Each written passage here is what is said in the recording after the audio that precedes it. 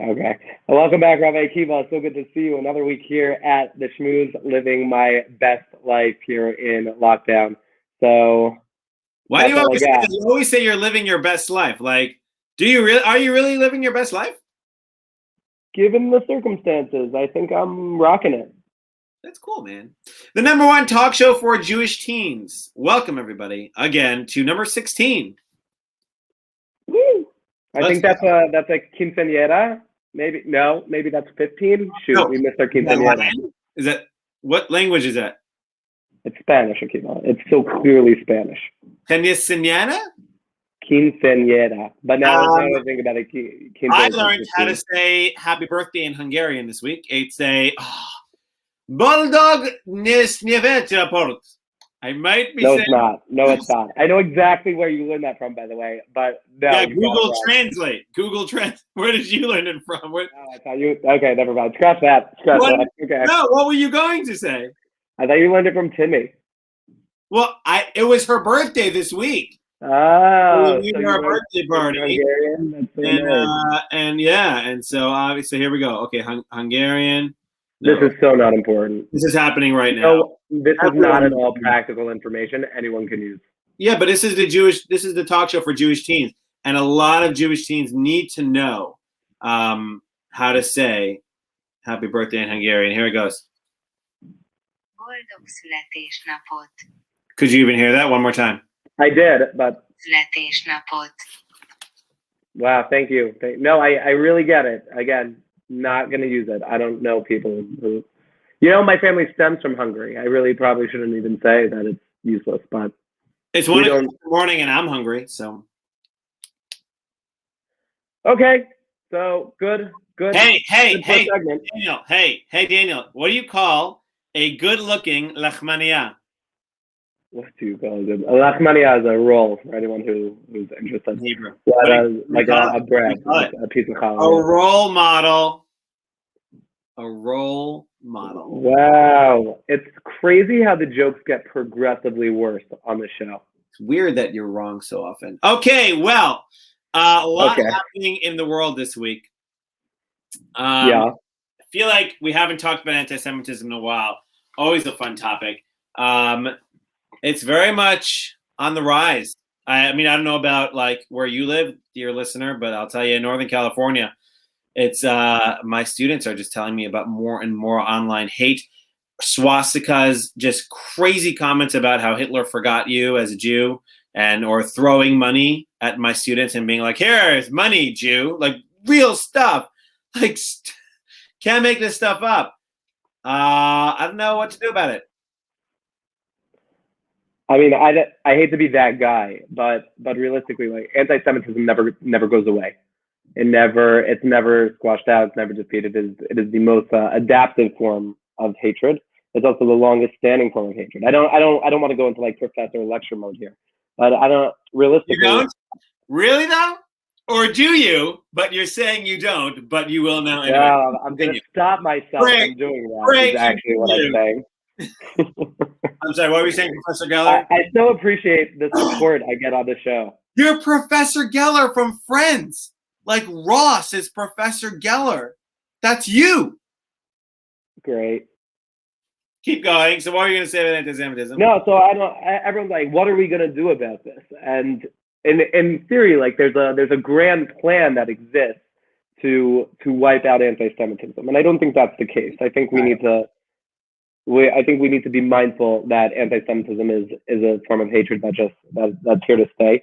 Not to say there aren't things we can't do about it. There's so many opportunities for students to come together in solidarity, to launch education campaigns. I think when students, and I've come across this in multiple high schools throughout the country, when they find students are drawing swastikas, they really don't know what it is. They don't know what they're drawing. I actually, so we had a meeting with a bunch of my board, like teen leaders, and when that came up, like they just don't know what it really means when you're drawing a swastika. Actually, someone just sent me a video. You know what? I'm gonna bring it up and share it. You keep talking. Okay. I think on a separate note also that our own students, Jews all over the country, are kind of shutting themselves out. They're going into hermit mode, and they're not they're not really putting themselves out there and saying, hey, what you just did is offensive. Like that while you might view it as a joke, it's highly, highly insensitive to my people. And it's hard to say that, but we need to. Right. Well, unless there's any corrective behavior, it's just going to keep up. Like there needs to, when a swastika is drawn, Rabbi, as you've said a couple times on past shows, when a swastika is drawn on the baseball field, there needs to be an all-school assembly. Right. Just like the racism or homophobia or Islam, or xenophobia or Islam. Why am I blanking on a word? Islamophobia. Thank you. Hold on. Check out this video. PragerU. You can have your own thoughts on Dennis Prager, but it was just a, one of these whatchamacallit videos, like social experiment, sharing screen. Here we go. There's a lot of clicking and they're sharing. It takes a lot. Also, actually, we have to talk about our sponsor, but we'll watch this. What is the Holocaust? The what? The Holocaust. I don't know. What is the Holocaust? The who? The Holocaust. This some California stuff? What group of people did the Nazis target? Oh, why is it about Nazis? Kids. What is Auschwitz? Auschwitz, the country. How many Jews were killed during the Holocaust? 8,000. 6 million. Really? I did not know that. Yeah. That's scary. What is the Holocaust? The what? Yeah. So that's happening. I can't. There's the just nature of ignorance in American culture is so despicable. There are no words, and it's not just that. People are just ignorant. Right. Yeah. Like there are these videos that come out every day where people can't list the 7 continents. I'm going to play devil's advocate on that for a moment, but before I do, thank you to our sponsor at TIBC, second time sponsoring. Thank you to Rabbi Aryeh Friedner. Torah Institute Beyond Campus, TIBC. You can visit them at torahbeyondcampus.org. Your number one address for if you're at a campus that possibly doesn't have a strong Jewish culture or a strong Jewish programming or whatever that might look like. If you're a 12th grader listening to this and you're going to this campus that it's your dream school, or for whatever reason that's your school you're going to and you're not taking a gap year, but you're going there, but you really want to stay connected, TIBC, TorahBeyondCampus.org, is created legitimately for you. I'm talking to you, Michael. Actually, no, there's no specific Michael. I just felt like it was a name that maybe a lot of people. Okay, so playing devil's advocate. Go for it. Like if I'm a random kid growing up in Beijing or Sydney or Los Angeles, I know those are 3 different locations, okay? Why should I know about the Holocaust? No, but actually, Akiva, I don't know so much about the genocide in Rwanda. I know there was one, but I don't know how many people were killed. I don't know the politics behind it. I don't even know who was killing who. I only know about it. Or Yugoslavia. I don't know so much about the wars of Yugoslavia that were happening in the 90s. And now they're Okay. Point taken. Rwanda, you should look it up, about 500,000 to 800,000 deaths. And that's estimated. Terrible. But I can't know that about every country in the world. If I'm a random non-Jew, why should I know about swastikas and Holocaust and 6 million people murdered? Because everyone goes to school. Everyone's engaged in some educational system. Yeah, but why should the schools teach that? I'm playing devil's advocate here, obviously. Because they learn about World War II, a significant component of World War II. It comes. Okay. You're saying because World War II is being taught anyways, Holocaust should be taught in parts of the land. And that I actually agree with. I agree with that 100%. So it happens to be. I have to say, switching to problem-solving mode for a second, or hopefully longer. But there's only one way to find out. There's this notion that, to me, 3 incredible things. Number one, there's this notion that these peace deals that came from the Trump administration, the Abraham Accords, in which Israel is. Okay, we're talking about the current day Middle East. We're not talking about the Holocaust. Yes. It comes back. Give me one. Well, I'm bringing everybody with you. Yes. Please continue to do so. So the Abraham Accords brought.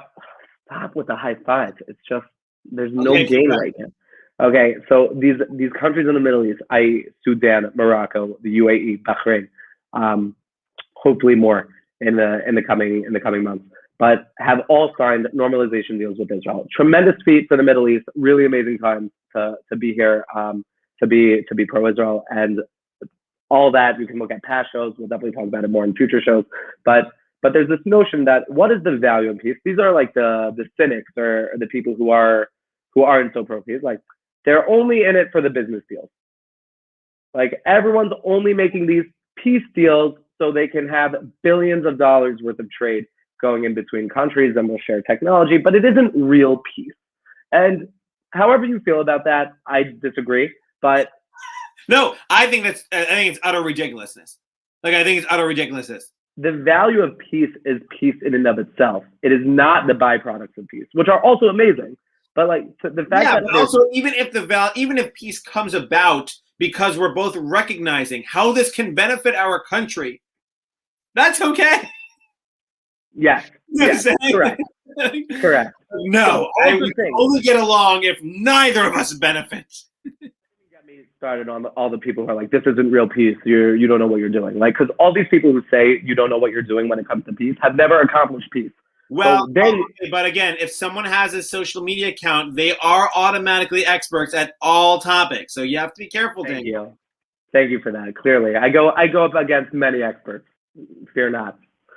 Okay, but getting back to the original topic. So Morocco is implementing in all of its schools Holocaust education. Like, you're me right now. Yeah, there is a Holocaust mandate. Many states in the United States have started implementing. There has to be Holocaust education offered in schools. So we're working towards this. And how we see when we talk about the revolution of these ideas, it used to be very close-knit community. So the Jewish community would put on Holocaust education programming for the Jewish community. It was not for the masses. Now, this time in Wiesenthal Center, notably the very regularly visited Holocaust memorial sites and Holocaust museums in the United States do a very good job of this. But even if they're getting, like, let's say a couple 100,000 people, maybe, right? There are hundreds of millions of people in the United States, and for all the people who don't live, there's a Holocaust museum in Los Angeles. There's a Holocaust museum in DC. What happens if you don't live in near those places? Right. So what happens? So this week, really incredible. The first. It was this past week was Holocaust World Holocaust Remembrance Day. Right. For us, it takes place later in the year for Yom HaShoah.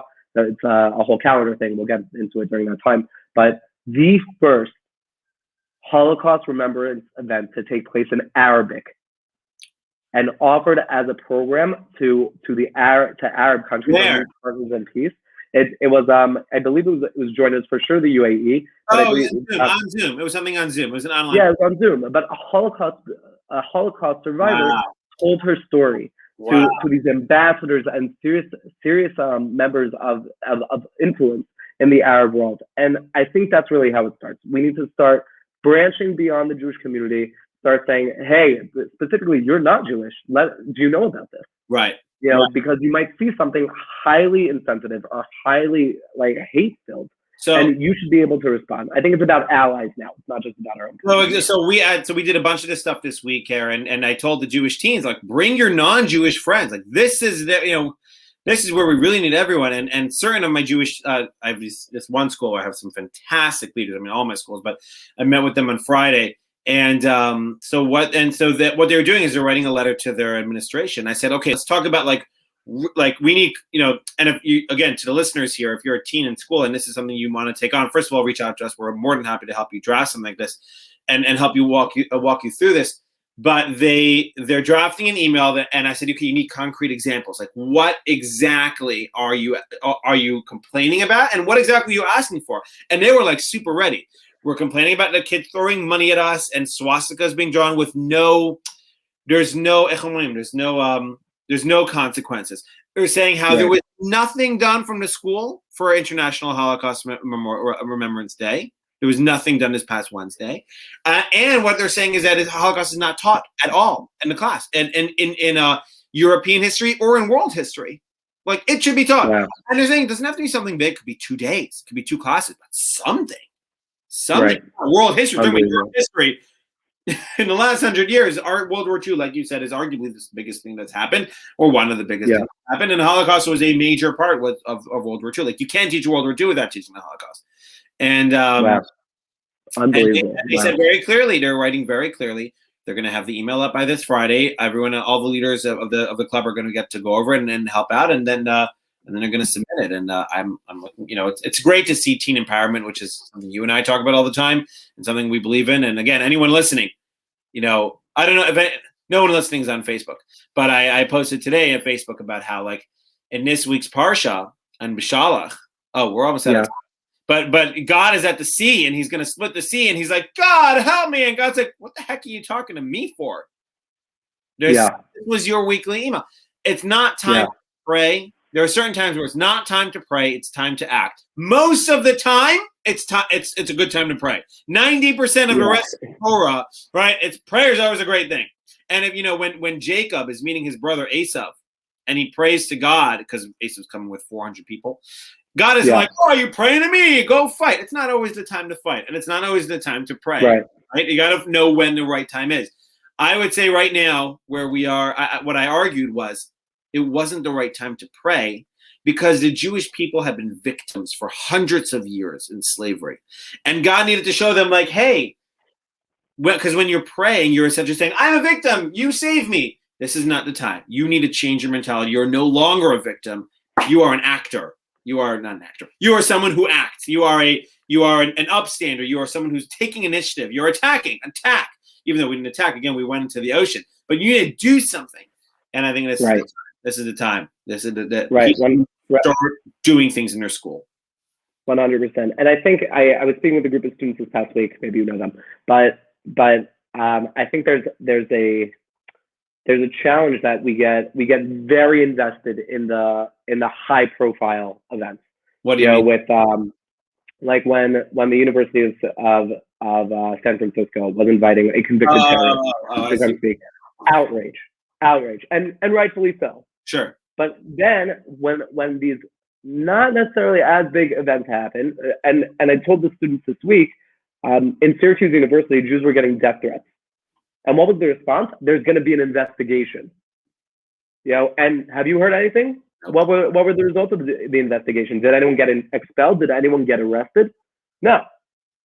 Because we get all hot and bothered in the beginning, and then we get distracted by a bumblebee, and evidently, like, it's no longer an issue. Obviously, there are big things going on every day. There's anti-Semitism every day, and people also call out the Jewish community.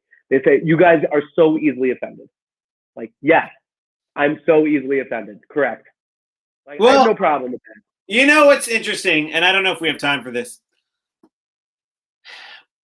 Where is the line between dark humor and anti-Semitism? If someone makes a Holocaust joke online, is that dark humor or is it anti-Semitism? Does it make a difference if that person's Jewish, if he's not Jewish? Where's the line? Should we be offended? I don't know. I'm asking you your opinion. I mean, I think it's just overall inappropriate. Like, you need to build a culture in which that's not. You shouldn't be making these jokes. I don't care. There should never be any dark humor. You're saying dark humor should be. It happens to be. I hate dark humor, even though it is funny.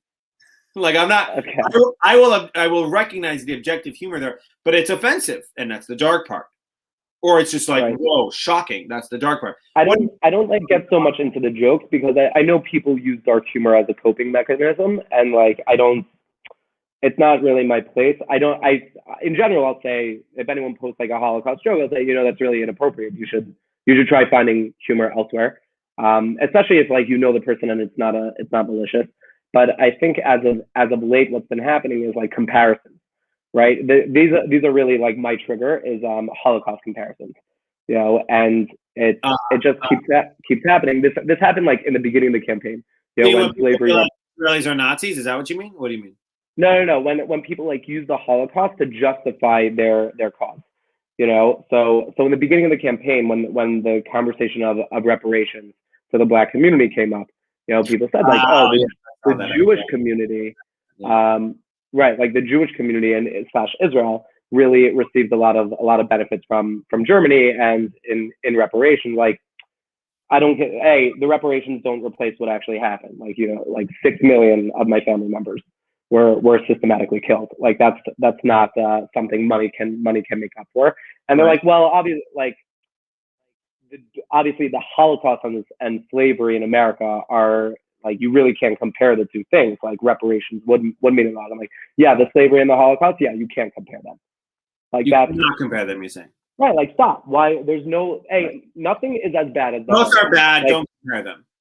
Right, nothing is as bad as the Holocaust. And the second you start bringing things in to, like, bring the Holocaust as a way to justify your cause, you're belittling the Holocaust.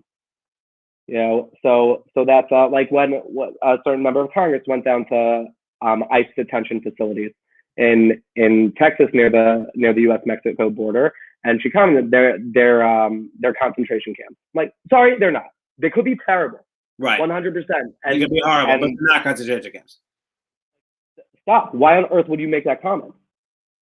Show how right you are by making. She might, you know, she probably has never. I don't know. Again, I don't know the story, but she probably hasn't. I was assuming she probably hasn't been on a tour of Auschwitz and of Dachau and of Majdanek and of all these. Well, Majdanek was a death camp, but all these places, you know. All right. Well, on that happy note. Hang on, I do want to end on a happy note. One quick. Okay, I'll say one, but then you can end for real. Yeah. Okay. Go. That the Mega Millions $750 million lottery was won by a woman in Denver. I've been waiting for weeks to say, even though I wasn't even interesting. Like now, because I talked about the lottery so much, I feel like any lottery news I have to bring up over here. By the way, because I brought up that news story about that Australian woman, now Google keeps sending me suggestions for Australian Shark Tank. Oh my gosh. Maybe they think I'm an Australian.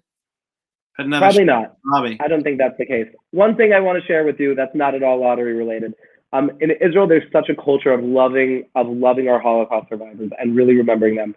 So this week, the official Israel's country Twitter account was taken over by a Holocaust survivor, and they had him really take over and share his story. And it's a Jacobi, prisoner B11057. And to the over 600,000 followers of Israel's official Twitter page were able to get a glimpse. And I think it's just so innovative on Israel's part. You know, and this just goes into when we talk about the vaccine. When there's a challenge facing our community, Israel will use every resource at its disposal to really help educate others and do what's right for the world. And just the bio alone is chilling. But the last thing a victim said to me in Yiddish before he was sent to the gas chamber was, "Never forget, always remember. This is for them." And that is our story. You know, we will continue to remember those. And Elie Wiesel was very fond of saying, to forget those who perished is like killing them a second time. Wow. You know, that this is what we do. We remember our history. We're attached to our history. It's not as much of a stain and a terrible time it is for us. Now we celebrate Holocaust survivors and we encourage education throughout the entire world. And I think Israel is really leading the way on that endeavor. But we need allies. And when we talk about anti-Semitism, now's the time to educate others. It's not to close off, but to open our walls. So that's my ending message. I hope it's a little bit of a happier note. To a bright future full of education and kind people. Amen. It's been great schmoozing with you. I don't know if we should stop at the border here or like go into each other's screens. Always stop at the border. How about high five without borders? 3, 2, 1. I missed it. I didn't get it. Okay, it's fine. Rabbi Kiva, thank you so much. Great schmoozing with you as always. And we will see you next week. Enjoy your vacation. I'm so excited. Oh my gosh. Follow me on Instagram. I should put my handle out there. I'll be coming at you from an RV, God willing, this week. Take care, everyone. See you next time. Follow us on Instagram.